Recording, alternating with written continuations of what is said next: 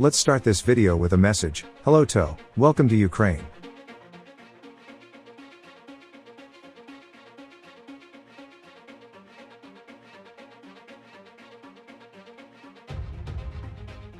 If we are talking about low pass, I think this Mi-24 is that.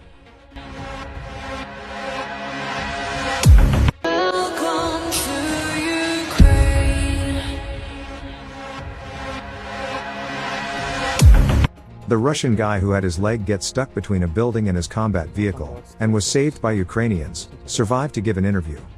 In this short snippet, he explains how it happened. Ехали на МТЛБ, нарвались на диверсионно-разведывательную группу. Они нас обстреляли из леса. Водителя убили сразу, радиста. Дальше там был... дальше мы съехали с дороги, сбили столб, врезались в гараж кирпичный. Когда сбили столб, меня оттащило на капот, и зажало между МТЛБ и гаражом кирпичным ногу. То есть все, кто могли уйти, ушли, а я остался. Fail of the day. A Russian Defense Ministry expert doesn't realize he is already on air. При Министерстве обороны России. Руслан Николаевич.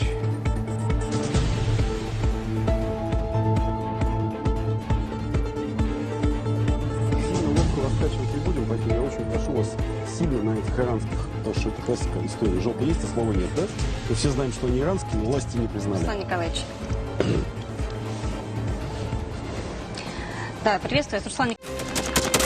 Thanks for watching, and don't forget to subscribe. Also, if you want to support Warthog Defense, please become our member and get early access to new videos, exclusive members-only videos, and become administrator in comment section. The membership link is in the description.